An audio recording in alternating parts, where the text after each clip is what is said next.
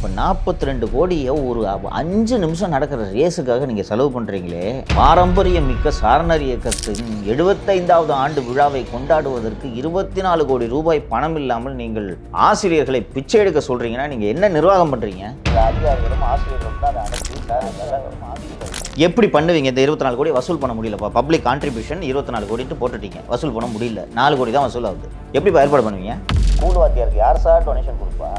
Sir இப்போ நிதி இல்லைன்னா வச்சுங்க, இது வைர விழா கொண்டாடுறதுக்கு வந்து அனுமதியே நாங்கள் இல்லை, நான் கொண்டாடலாம், நிதி இல்லைன்னு சொல்லி வேறு மாநிலத்துக்கு நீங்கள் நடத்திக்கிங்கன்ட்டு சொல்லியிருக்கலாம். கூட கலைஞர் நூற்றாண்டு விழா கொண்டாட வேண்டும் அல்லவா? கட்சியிலேருந்து நீங்கள் சொல்கிறது, நீங்கள் நகைச்சுவை சொல்கிறதா நினச்சிட்டு சொல்கிறீங்க இல்லையோ, நியாயன்றேன் இது. தமிழறிஞர் கலைஞர் நூற்றாண்டு நினைவு விழா ஜம்பு. தமிழ்நாடு பாடநூல் மற்றும் கல்வியியல் கழக நிதியிலிருந்து 10 கோடி ரூபாய் எவ்வளோச்சு? மீதமுள்ள தொகையான 24 கோடியே 7,75,000 ரூபாயை பொது மற்றும் தனியார் பங்களிப்பு வாயிலாக மேற்கொள்ள அனுமதி அளிக்கப்படுகிறதுன்னு சொல்லி அரசு ஆணை எண் 264 10/12/2024 அன்று இந்த அரசாணையில் தெரிவிக்கப்பட்டது. ஒரு பள்ளிக்கல்வித்துறையை சேர்ந்த சில அதிகாரிகளும் ஆசிரியர்களும் தான் அதை அனுப்பி, சார் எங்களால் முடியல, 24 கோடி வசூல் பண்ணுறாங்க, எங்கே சார் போய் கேட்குறது? ஸ்கூல் வாத்தியாருக்கு யார் சார் டொனேஷன் கொடுப்பா? தாசில்தார் ரெவன்யூ இன்ஸ்பெக்டருக்கு சொன்னீங்கனாலும் அவங்க போய் இங்கே மிரட்டிக்கிறதையாவது காசு வாங்குவாங்க சார், எங்களுக்கு யார் சார் கொடுப்பா? வணக்கம் சோக்கும் மீடியா நேயர்களே, இன்றைய அரசியலுக்கு அப்பால் நிகழ்ச்சியில் பல்வேறு விஷயங்கள் குறித்து பேச இருக்கோம், வாருங்கள். சார் வணக்கம். வணக்கம் லியோ. ஜனவரி மாதம் நினைக்கிறேன் தமிழ்நாட்டில் சாரண இயக்கத்தின் வைர விழா நடக்க உள்ளது. மிகப்பெரிய அளவில் வந்து இந்தியாவிலேருந்து பல்வேறு இளைஞர்கள், கல்லூரியிலிருந்து இளைஞர்கள், பள்ளிக்கூடங்களிலிருந்து மாணவ மாணவிகள்லாம் வந்து கலந்துக்கிறாங்க. தமிழ்நாட்டில் செஸ் ஒலிம்பியாட் நடத்துனாங்களா தமிழக அரசு, அந்த மாதிரி வந்து சாரணரை அந்த வைர விழாவும் தமிழ்நாட்டில் நடக்கும் போது இதற்கான முன்னேற்பாடுகள் வந்து இப்போந்தே ஆரம்பிச்சிருச்சு. இப்போ என்ன பிரச்சனைனா, கிட்டத்தட்ட இந்த வைர விழாவுக்கு பல கோடிகள் வந்து ஒதுக்கி ஆகணும். ஏன்னா செஸ் ஒலிம்பியாட்டுக்கு எனக்கு தெரிஞ்சு 40-50 கோடி கிட்ட ஒதுக்குனாங்கன்னு நினைக்கிறேன். இதுக்கும் வந்து பல கோடிகள் வந்து ஒதுக்கணும்.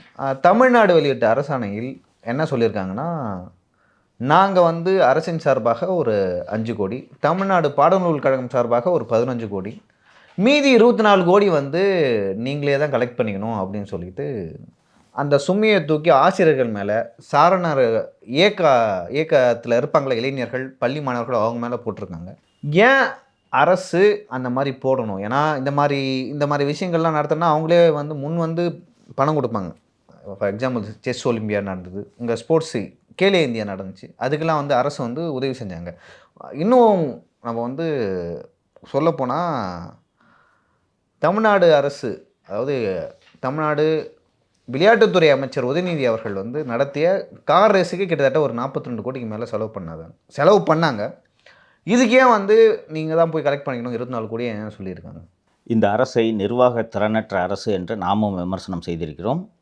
எதிர்க்கட்சிகளும் விமர்சனம் செய்திருக்கின்றன. குறிப்பாக எதிர்க்கட்சி தலைவர் திரு எடப்பாடி பழனிசாமி அவர்கள் தொடர்ந்து வந்து நிர்வாக திறனற்ற அரசு என்ற விமர்சனத்தை இந்த அரசின் மீது வைத்து கொண்டிருக்கிறார். அது முழுக்க சரி என்பதற்கான உதாரணம்தான் இந்த இப்போது நாம் விவாதிக்க போகும் பொருள். நீங்கள் குறிப்பிட்டது போல சாரணர் இயக்கத்தின் 75வது ஆண்டு வைர விழா நிகழ்ச்சி திருச்சி மணப்பாறையில் ஜனவரி 28 முதல் பிப்ரவரி 3 வரை திருச்சியில் மணப்பாறை சிப்காட் வளாகத்தில் அமைய இருக்கிறது. இந்தியா முழுக்க 25,000 சாரணர் அமைப்பை சேர்ந்தவர்கள், பயிற்றுனர்கள், இவர்கள் எல்லாம் வருகிறார்கள். உங்களுக்கு இதோட வேலை எப்படிப்பட்டதாக இருக்குன்றது உங்களுக்கு தெரியும். கிட்டத்தட்ட ஒரு நேஷ்னல் கேம்ஸ் மாதிரிக்கு இணையாக அப்படின்னு வச்சுக்கலாமே. நீங்கள் பேசும்போது செஸ் ஒலிம்பியாடு குறிப்பிட்டீங்க. செஸ் ஒலிம்பியாடு ஒரே ஒரு கேம் அப்படின்றதுனால அதோட எண்ணிக்கை குறைவாக இருக்கும். வேற இப்போ நேஷ்னல் கேம்ஸ், செஸ் ஒலிம்பியாடு இன்டர்நேஷ்னல்லேருந்து நிறைய இன்டர்நேஷ்னலில் எண்ணிக்கை நம்பர்ஸ் குறைவாக இருக்குன்றேன். 25,000 பேர் வந்தாங்கன்னா 25,000 பேர் தங்க வைக்கணும் இல்லையோ? அவங்களெல்லாம் போய்ட்டு எங்கேயாவது தங்கிக்குங்க, ரோட்டு கடையில் சாப்பிட்டுக்குங்கன்ட்டு நீங்கள் சொல்லுவீங்களா? ப்ராப்பராக அவங்கள தங்க வைக்கணும், லைசன் ஆஃபீஸர்ஸ் போடணும், அவங்களுக்கு என்னென்ன தேவைகள், டிரான்ஸ்போர்ட் அரேஞ்ச்மெண்ட்ஸ்லேருந்து எல்லா ஏற்பாடுகளையும் நீங்கள் செய்ய வேண்டும். ஸோ இது ஒரு பெரிய எக்ஸசைஸ் அப்படின்றது உங்களுக்கு தெரியும். இதற்கென அந்த நிர்வாக திறனற்ற அரசு அப்படின்ட்டு நான் சொல்லிட்டு இருந்தேன் இல்லைங்களா? அண்ட் மற்ற சேனல்கள் இதை கான்சன்ட்ரேட் பண்ணுறாங்களோ இல்லையோ, நமது சேனலில் தொடர்ந்து தமிழ்நாடு அரசு கடுமையான நிதி நெருக்கடியில் இருக்கிறது என்பதை நாம் தொடர்ந்து பதிவு செய்து கொண்டு வருகிறோம். நம்ம சேனலில் தான் ஊரக வளர்ச்சித்துறை பள்ளிகளின் கழிப்பறையை சுத்தம் செய்பவர்களுக்கு கொடுக்க வேண்டிய ஊதியத்தை கூட கொடுக்கல. மாதம் 1000 ரூபா தான் கொடுக்கணும். கிட்டத்தட்ட 6 மாத காலமாக அந்த ஊதியம் கூட இவர்களுக்கு சென்று சேரவில்லை என்ற விஷயத்தையெல்லாம் நாம் தான் நம்ம சேனலில் பதிவு செய்திருக்கிறோம். இப்போது தமிழ்நாடு அரசு எந்த அளவுக்கு கடுமையான நிதி நெருக்கடியில் இருக்கிறது என்பதற்கு இப்போது இந்த சாரணர் இயக்க வைர விழா தொடர்பாக தமிழக அரசு வெளியிட்டுள்ள இந்த அரசாணையே ஒரு சிறந்த உதாரணம். கடந்த 10/12/2024 அன்று பள்ளிக்கல்வித்துறை இந்த அரசாணையை வெளியிட்டிருக்கிறது. இந்த அரசாணையின்படி இதில் இன்னொரு விஷயத்தையும் சேர்த்து சொல்லிடுறேன். இது இப்போது நடக்கப்போகுது சாரணர் இயக்கத்தின் வைர விழா 75வது ஆண்டு விழா. இது ஒரு இந்திய இந்த உலக சாரணர் இயக்கத்துக்கு ஒரு வரலாறு இருக்குது. அதாவது இந்த எங்கே ஆரம்பிச்சாங்கன்னா சாரணர் இயக்கம் இங்கிலாந்தில் முதல்ல ஆரம்பிக்கிறாங்க. ஏன் ஆரம்பிக்கிறாங்கன்னா அந்த காலத்தில் அந்த முதலாம் உலகப் போர் நடந்ததில்ல, அப்போ அந்த போர் நடக்கும்போது இளைஞர்கள்லாம் ஒன்றை சேர்ந்து போரால் பாதிக்கப்பட்ட மக்களுக்கு உதவி செய்யணும். அது ஆக்சுவலாக எல்லா இயக்கத்துக்கும் ஒரு டேக்லைன் இருக்கும். சாரணர் இயக்கத்தோட டேக்லைன் எதற்கும் தயாராகிரு. எனக்கு இது தெரியாது, புதுசு நீங்கள் சொல்கிறது. எதற்கும் தயாராரு அப்படின்னு அர்த்தம். ஓகேங்களா? அதில் என்னென்னா ஒபே பண்ணணும், உனக்கு லீடர்ஷிப்பை வளர்த்துக்கணும், எப்பயுமே தயாராகணும், ஹெல்ப் பண்ணணும் மற்றவங்களுக்கு. அந்த மாதிரி விளையாட்டுல முக்கியத்துவம் அப்படின்னு நிறைய விஷயங்கள் இருக்குது. அவங்க எதுக்குமே தயாராகணும். இப்போ ஸ்கவுட்டில் இப்போ ஒரு மழை வந்துருச்சு, ஸ்கவுட்லேருந்து இளைஞர்களை கூப்பிட்டு போகிறோன்னா அவங்க உடனே அந்த ஸ்பாட்டுக்கு போகணும், அவங்க ஹெல்ப் பண்ணணும். இப்போ ஃபார் எக்ஸாம்பிள் மேற்நாள் ஒரு பெரிய கூட்டம் போடுறோம். ஸோ அங்கே ஸ்கவுட்டு அந்த இயக்கத்தை சேர்ந்த மாணவர்கள் வராங்கன்னா அங்கே இருக்கிற இடத்த சரி பண்ணுறது, அதை ஒழுங்குபடுத்துறது, குப்பை இருந்த பொறுக்கிறது, இந்த மாதிரி விஷயங்கள்லாம் பண்ணுவாங்க.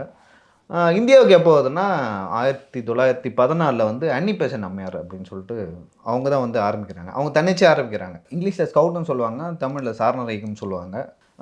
இந்தியாவில் அன்னி பெசன்ட் அம்மையார் தான் ஆரம்பிக்கிறாங்க. அவங்க தான் ஹோம் ரூல் அந்த இயக்கத்தையும் ஆரம்பித்தாங்க. இதையும் அவங்க தான் ஆரம்பிக்கிறாங்க. இதை அவங்க பர்சனலாக ஆரம்பிக்கிறாங்க, தன்னிச்சையாக ஆரம்பிக்கிறாங்க.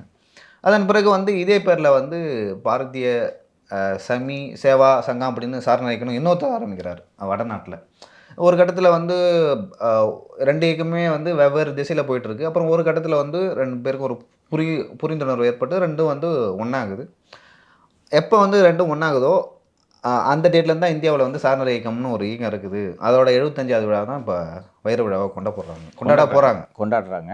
அண்ட் லியோ, நீங்கள் சொல்வதை எடுத்து பார்க்கும்போது இந்த சாரணர் இயக்கத்திற்கென்று ஒரு வரலாறு இருக்குது இல்லைங்களா?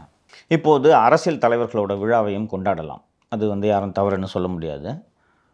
இங்கே இந்த தமிழக அரசு இப்போ என்ன பண்ணுறாங்கன்னா, இந்த சாரணர் இயக்கத்தோட 75வது ஆண்டு விழா நடைபெறுகிறது அல்லவா, இதுக்கு இன்னொரு விஷயம், முக்கியமான விஷயம் சொல்ல மறந்துட்டேன். இந்த நிகழ்ச்சிக்கு முக்கிய விருந்தினராக வருகை தர இருப்பவர் மாண்புமிகு குடியரசுத் தலைவர் திருமதி திரௌபதி முர்மு அவர்கள் இதற்கு சிறப்பு விருந்தினர். இந்த 75வது ஆண்டு விழாவோட தொடக்க விழாவையும் ராஜஸ்தானில் குடியரசுத் தலைவர் அவர்கள் தான் தொடங்கி வைக்கிறார். இப்போது இந்த விழாவுக்கும் அவர்கள் தான் வருகை தர இருக்கிறார்.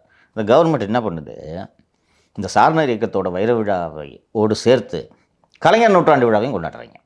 சாரணர் இயக்கத்திலே இந்த தலைப்பை படிக்கிறேன்.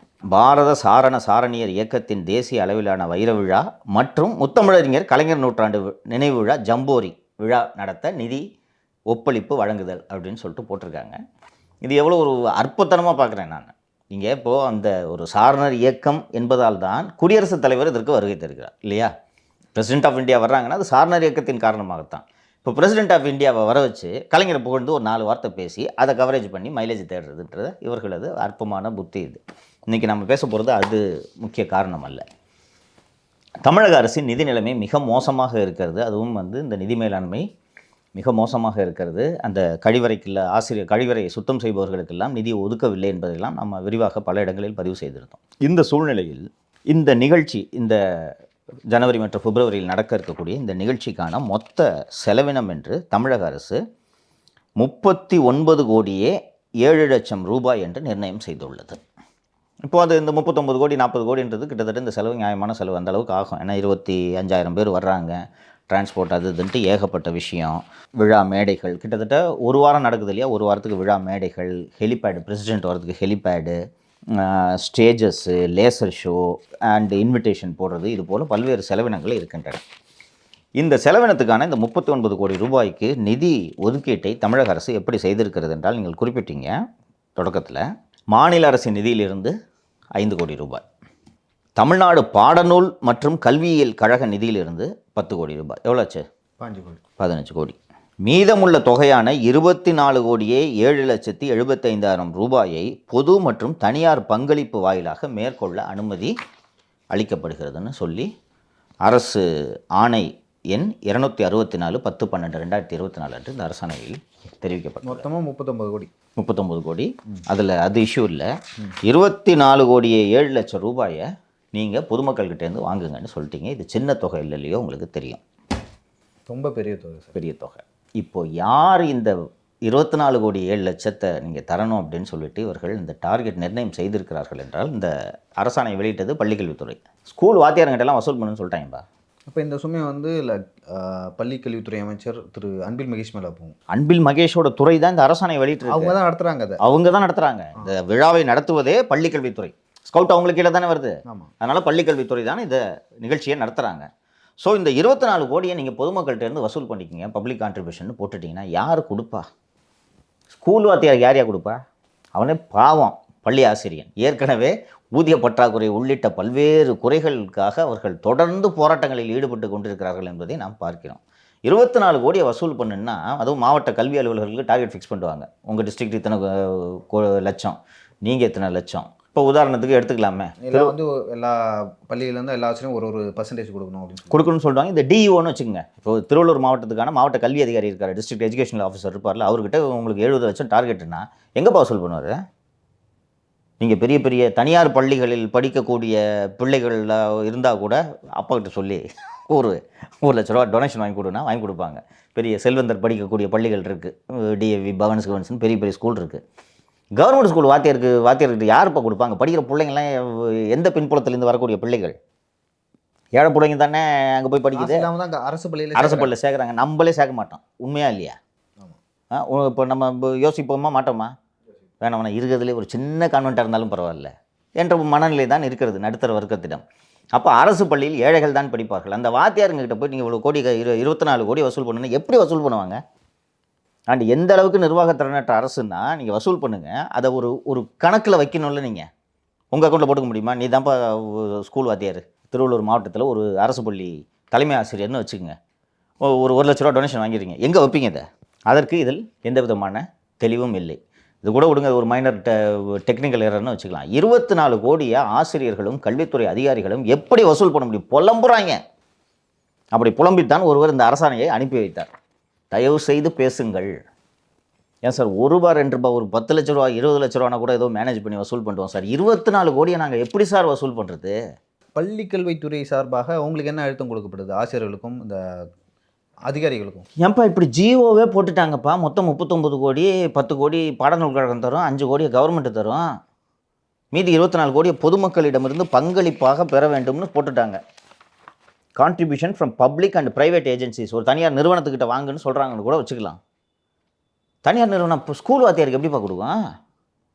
பொல்யூஷன் கண்ட்ரோல் போர்டிலேருந்து நீங்கள் வசூல் பண்ணுங்கன்னா பொல்யூஷன் கண்ட்ரோல் போர்டுக்கு பயந்துக்கிட்டு இண்டஸ்ட்ரீஸ் தூக்கி கொடுப்பான். ஸ்கூல் வாத்தியாருக்கு யார் கொடுப்பா? அது ஒரு 50,000 1 லட்ச ரூபான்னா கொடுப்பாங்க. 24 கோடி எப்படி தமிழகம் முழுக்க எப்படி வசூல் செய்ய முடியும்? இந்த நிகழ்ச்சியை எப்படி நடத்துவீங்க நீங்கள்? இது அரசுக்கும் தெரியும் இல்லையா? ஒரு எனது நண்பர் திரு மகேஷ் இருக்கிறாரு, அவருக்கு தெரியாதா ஸ்கூல் வாத்தியாரங்களால் இதை வசூல் பண்ண முடியுமான்ற, இந்த தொகையை வசூல் பண்ண முடியாதுன்றது அவருக்கு தெரியாதா? நிலைமை என்னவென்றால், நிதித்துறை செயலர் உதயச்சந்திரன் இவ்வளோ தான், 10 பைசா கிடையாதுன்றார். இல்லை சார், பிரசிடென்ட் வராங்க, நம்ம நடத்துகிறோம், நம்ம மாநிலத்துக்கு பெருமை அப்படிலாம் சொன்னால் கூட எவ்வளோ பெருமையாக இருந்தாலும் சரி, 10 பைசா துட்டு கிடையாது. மாதம் 1000 ரூபாய் கொடுக்கறது தான் முதல்வரின் கனவு திட்டம். அதை செயல்படுத்துறதுக்கு தான் நிதி இருக்குது, வேறு 10 பைசா இல்லை, கிளம்புட்டார். அண்டு தொடர்ந்து அண்ணா திராவிட முன்னேற்ற கழக பொதுக்குழுவில் பேசிய எடப்பாடி பழனிசாமி கூட தமிழகத்தின் கடன் வரலாறு காணாத அளவுக்கு அதிகரித்திருக்கிறதுன்றது அந்த பொதுக்குழு விழாவிலேயே அவரது உரையில் குறிப்பிட்டிருக்கிறார். அதோட ரிஃப்ளெக்ஷன் தான் இது. நாமளே நமது நிகழ்ச்சியில் ஏற்கனவே பேசியிருக்கோம்னு நினைக்கிறேன். கேபிட்டல் எக்ஸ்பெண்டிச்சரே குறைஞ்சிருக்கு. அதாவது அரசின் அடிப்படை கட்டுமான செலவுகளிலேயே இந்த பாலம் கட்டுறது, அது மாதிரியான விஷயங்களுக்கே பேமெண்ட் டியூன்றதை சொல்லியிருக்கோம். ரூரல் டெவலப்மெண்ட், இந்த கலைஞரின் கனவு இல்லம் திட்டம் இருக்குல்ல, அந்த கனவு இல்லம் திட்டத்திற்கு நிதி ஒதுக்கப்படவில்லை என்ற குற்றச்சாட்டை நான் முதலில் வைத்த பிறகு இந்த ஃபேக்ட் செக்கில் அதெல்லாம் இல்லை, நிதி கொடுத்துட்டாங்க அப்படின்னு சொன்ன உடனே நிதி கொடுக்கவில்லை, இதுவரை கொடுக்கவில்லைன்னு சொன்னதுக்கு பிறகு அதற்கு மறுநாள் தான் நிதி கொடுக்குறாங்க. இந்த அரசோட சிக்கல் என்னன்னு கேட்டிங்கன்னா, விளம்பரத்துக்காகவும் வாக்குகளை பெறுவதற்காகவும் படோடபாக எல்லா திட்டங்களையும் அறிவித்து விடுகிறார்கள். மகளிருக்கு 1000 ரூபா மாதம், பட்டதாரி பெண்களுக்கு. இதை நான் எப்படி எடுத்துக்கலாமா? இப்போ சென்ட்ரலில் அவங்க டிஜிட்டல் இந்தியா, அதுக்கப்புறம் க்ளீன் இந்தியா, ஸ்வச் பாரத் அப்படின்னு சொல்லிட்டு சொல்லுவாங்க. அதுக்கு எவ்வளோ ஃபண்ட் ஒதுக்கப்பட்டது, எப்படி செலவிடப்பட்டது, உண்மையாலுமே வந்து அந்த க்ளீன் இந்தியா, ஸ்வச் பாரத்லாம் வந்து உண்மையாகவே செயல்படுத்தப்பட்டதா இல்லையா அப்படின்னு தெரியாது. இங்கேயும் அப்படி தான் நான் முதல்வன் அந்த மாதிரி இங்கே நிறைய திட்டம் இருக்குது. புதுமை பெண்ணுக்கு வந்து நிதி ஒதுக்குறாங்கன்னு நினைக்கிறேன். நிறைய திட்டம் இருக்குது. அதுக்கெல்லாம் ஒதுக்குறாங்களா இல்லையா, அது எந்த முறையில் வந்து செயல்படுத்தப்படுகிறது அப்படின்னு சொல்லிட்டு தெரில. ரொம்ப அழகாக சொன்னீங்க இல்லையோ, நீங்கள் சொன்ன மேட்டரில் மிக மிக உறுதியான உண்மை இருக்கிறது. படோடமாக திட்டங்களை அறிவித்து விடுகிறார்கள். அதற்கு ஒதுக்குவதற்கு இவர்களிடம் நிதி இல்லை. இப்போ இந்த நேரத்தில் இப்போ இந்த சாரணர் இயக்க விழா ரொம்ப முக்கியமானது. இதற்கு ஒரு நீண்ட வரலாறு இருக்கிறதுன்ட்டு நீங்கள் குறிப்பிட்டீங்க. நிறைய விஷயங்கள் நான் தெரிஞ்சுக்கிட்டேன். நான் இப்போது இந்த 24 கோடியை ஒதுக்குறதுக்கு அரசுக்கிட்ட நிதி இல்லாமல் தான் நீங்கள் இன்றைக்கி வாத்தியாருங்கிட்ட போயிட்டு நீங்கள் ஏதாவது வசூல் பண்ணிட்டு வான்னு சொல்லிட்டு சொல்கிறீங்க. இந்த ஆண்டு சென்னையில் தீவுத்திடலில் கார் ரேஸ் நடந்தது நினைவிருக்கிறதா? 42 கோடி அரசு பணம் ஒதுக்கப்பட்டது நினைவிருக்கிறதா? இது மேலே கூட போய் நீங்கள் வீடியோ ஷூட் பண்ணிட்டு வந்தீங்க, ஞாபகம் இருக்கா? அதுக்குன்னு நம்ம இந்த பேசியிருக்கோம். அதுக்குன்னு அந்த ரோடு இந்த மாதிரி இருக்கணும். அது ரேஸ் ட்ராக் இல்லையா? It's not a road, race track. Race track போல் அது இருந்தால் தான் இந்த இன்டர்நேஷ்னல் ஏஜென்சி சர்டிஃபை பண்ணும் இதில் இந்த கார் ஓடலாம் அப்படின்ட்டு. உங்களுக்கு அதில் சென்னை உயர்நீதிமன்றத்தில் வழக்கு தொடுத்து அந்த இன்டர்நேஷ்னல் ஏஜென்சியோட சர்டிஃபிகேஷன் இல்லாமல் நீங்கள் ரோடு ரேஸ் நடத்தக்கூடாதுன்னு உத்தரவு போட்டு லாஸ்ட் மினிட்ல அந்த சர்டிஃபிகேட் எல்லாம் கொடுத்தாங்க. அந்த ஏஜென்சி சர்டிஃபிகேஷன் கொடுக்கணுன்னா அதுக்கு அந்த ரேஸ் ட்ராக்குக்கு தகுந்த மாதிரி ரோடு போடணும். ஆக்சுவலாக போட்ட ரோடு வந்து சரியில்லைன்னு சொல்லிட்டு திரும்ப ரோடு போட்டாங்க. ஞாபகம் இருக்கா? நீங்கள் போய் ஷூட் பண்ணிட்டு வந்தீங்கன்ற நினைவு எனக்கு இல்லையா? அப்போ 42 கோடியை ஒரு 5 நிமிஷம் நடக்கிற ரேஸுக்காக நீங்கள் செலவு பண்ணுறீங்களே. இந்த ஒரு பாரம்பரியம் மிக்க சாரணர் இயக்கத்தின் 75வது ஆண்டு விழாவை கொண்டாடுவதற்கு 24 கோடி ரூபாய் பணம் இல்லாமல் நீங்கள் ஆசிரியர்களை பிச்சை எடுக்க சொல்கிறீங்கன்னா நீங்கள் என்ன நிர்வாகம் பண்ணுறீங்க? கார் ரேஸ் நடத்துறது முக்கியமாக? இந்த சாரணர் இயக்க 75வது ஆண்டு விழா முக்கியமாப்பா? இந்த அரசு எப்படி நிர்வாகம் செய்கிறது என்பதை மக்கள் தெரிந்து கொள்ள வேண்டும். 42 கோடி ஒதுக்குனீங்கல்ல கார் ரேஸுக்கு, என்னப்பா இன்றைக்கி அதனால் என்னப்பா ஸ்போர்ட்ஸ் வளர்ந்துருச்சு சொல்லுப்பா. பட் இது பெருமை இல்லையா? இந்தியா முழுக்க 25,000 பேர் வருகிறார்கள். வந்து அவங்கள நல்லா கவனித்து ஏற்பாடுகள்லாம் பிரமாதமாக பண்ணியிருந்தாங்க தமிழ்நாட்டில்னு சொன்னால் நமக்கு உள்ளபடியே பெருமை. இதன் தொடக்க விழா ராஜஸ்தான் மாநிலத்தில் நடந்தது என்று குறிப்பிட்டேன் நான். அங்கே நல்ல ஏற்பாடு பண்ணி ஜம்முன்னு பண்ணியிருக்காங்க. இப்போது இந்த 24 கோடி உங்களால் வசூல் பண்ண முடியல, ஒரு வாதத்துக்கு வச்சுக்கலாம். இப்போது வரக்கூடிய இந்த இந்தியா முழுவதும் இருந்து வரக்கூடிய இந்த 25,000 சாரணியருக்கு சரியான முறையில் தங்குமிடங்களோ போக்குவரத்து வசதிகளோ செய்யாவிட்டால் அது தமிழ் மாநிலத்துக்கே அவமானமாக இல்லையா? அவமானம் சார். இந்தியா முழுவதும் பேச பொருளாக எப்படி பண்ணுவீங்க? இந்த 24 கோடி வசூல் பண்ண முடியலப்பா. பப்ளிக் கான்ட்ரிபியூஷன் 24 கோடின்ட்டு போட்டுட்டீங்க, வசூல் பண்ண முடியல. 4 கோடி தான் வசூல் ஆகுது. எப்படிப்பா ஏற்பாடு பண்ணுவீங்க? என்ன கவர்மெண்ட்டுப்பா அது? எது முக்கியம் என்பது கூட அவர்களுக்கு தெரியவில்லை இல்லையா? பட்டத்து இளவரசரோட மனம் குளிரும் ஒரு போட்டி என்பதால் கார் ரேஸுக்கு 42 கோடி தூக்கி நீங்கள் கொடுத்துட்டீங்க. இப்போது ஒரு முக்கியமான விஷயங்களுக்கு கூட நிதி இல்லாமல் கடும் நெருக்கடியை சந்தித்து கொண்டிருக்கிறீர்களே. நீங்கள் இன்னும் இருக்கக்கூடிய 1.5 ஆண்டுகளை எப்படி நீங்கள் கழிக்கப் போகிறீர்கள்? எப்படி நிர்வாகம் செய்ய போகிறீர்கள்? ஒரு பள்ளிக்கல்வித்துறையை சேர்ந்த அதிகாரிகளும் ஆசிரியர்களும் தான் அதை அனுப்பி, சார் எங்களால் முடியல 24 கோடி வசூல் பண்ணுன்றாங்க. எங்கே சார் போய் கேட்குறது? ஸ்கூல் வாத்தியாருக்கு யார் சார் டொனேஷன் கொடுப்பா? தாசில்தார் ரெவன்யூ இன்ஸ்பெக்டருக்கு சொன்னீங்கனாலும் அவங்க போய் இங்கே மிரட்டியாவது காசு வாங்குவாங்க. சார் எங்களுக்கு யார் சார் கொடுப்பா? சார் எங்கள் கை காசை போட்டு கழிப்பறையை சுத்தம் செய்கிறவங்களுக்குலாம் எங்கள் கை காசை போட்டு நாங்கள் காசு கொடுத்துட்ருக்கோம் சார், சம்பளம் கொடுத்துட்ருக்கோம் சார்.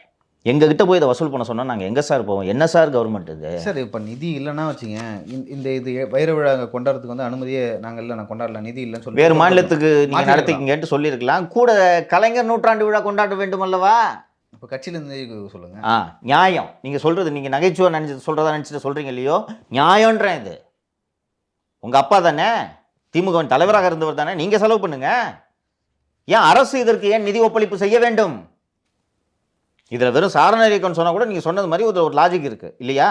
சாரணர் இயக்கத்தின் வைர விழா மற்றும் முத்தமிழறிஞர் கலைஞர் நூற்றாண்டு நினைவு விழா, அதை எதுக்கு கொண்டது இதில் சேர்க்குறீங்க? இதை மக்களின் பார்வைக்கு வைத்து விட்டோம், எதிர்க்கட்சிகளின் பார்வைக்கு வைத்து விட்டோம். எதிர்க்கட்சிகள் இதில் தலையிட்டு நிச்சயமாக இந்த ஃபஸ்ட்டு வந்து இந்த கலைஞர் நூற்றாண்டு விழாவை இதோடு நடத்தக்கூடாது. நீங்கள் கட்சியில் நடத்திக்கிங்க, அரசு விழாவை எடுக்காதீங்க. இப்போது இந்த ஆசிரியர்களுக்கு அளித்திருக்கக்கூடிய இந்த நெருக்கடியை உடனடியாக எதிர்க்கட்சிகள் கண்டித்து இதை நிறுத்த வேண்டும் என்பதைத்தான் இந்த நிகழ்ச்சியின் வாயிலாக வலியுறுத்த விரும்புகிறோம். ஏற்கனவே அவங்கள வந்து இந்த ஆப் போல் என்ட்ரி போடு, இதை என்ட்ரி போடு, அதை என்ட்ரி போடுன்னு உயிரை எடுத்து ஏற்கனவே ஏகப்பட்ட கம்ப்ளைண்ட்ஸ் இருக்குது, உங்களுக்கு தெரியும் இல்லை?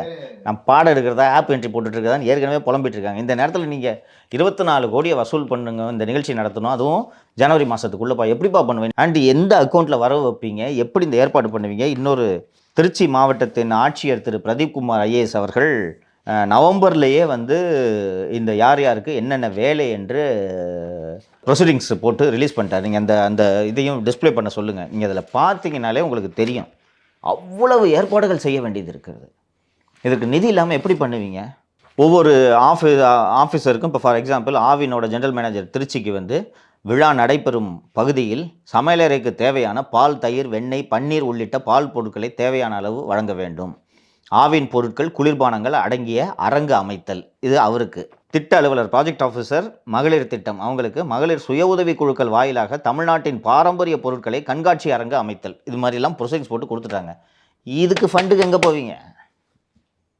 அரங்கு அமைக்கணும்னு சொல்லிட்டாங்க மகளிர் சுய உதவி குழுக்களை வச்சு, அதுக்கு சாமியானாவது போடணும்ல.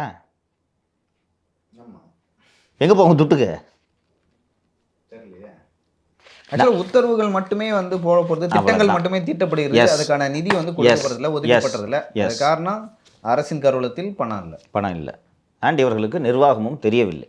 இது எந்த அளவுக்கு மிக மோசமான நிர்வாக சீர்கேட்டை தமிழகம் சந்தித்து கொண்டிருக்கிறது என்பதை மக்கள் தெரிந்து கொள்ள வேண்டும் என்பதற்காகத்தான் இந்த விஷயங்களை இந்த ஆவணங்களோடு இன்றைக்கி நாம் பதிவு செய்கிறோம். சரி, கடைசி என்னென்னா, இந்த ஆட்சி வந்து வருவதற்கு முன்னாடி பிடிஆர் தியாகராஜன் அவர்கள் வந்து வெள்ளை அறிக்கை விட்டாங்க. அதிமுக ஆட்சியில் கடன் எவ்வளோ இருந்தது. அதே போல் இந்த ஆட்சி முடியும் போதும் வந்து திமுக சார்பாக வெள்ளை அறிக்கை விட வேண்டும், விட்டால் தான் வந்து அது பொருத்தமானது. நாங்கள் இந்த ஆட்சியில் நிச்சயமா பொருத்தமானது. நாங்கள் ஆட்சிக்கு வரதுக்கு முன்னாடி இவ்வளோ கடன் வாங்கினோம், இப்போ இவ்வளோ இருக்குது, இவ்வளோ வாங்கியிருக்கோம் அப்படின்னு சொல்கிறது தான் வந்து ஒரு நல்ல அரசுக்கு, நிர்வாகத்துக்கு சிறப்பாக இருக்கும் நான் நினைக்கிறேன். நீங்கள் திரு தியாகராஜன் அவர்கள் பெயரை குறிப்பிட்டதுனால கூடுதலாக ஒரே ஒரு விஷயம் சொல்லிடுறேன். ஆல் செட் அண்ட் டென் திரு தியாகராஜன் அவர்கள் நிதி மேலாண்மை தெரிந்தவர், ஓகேவா?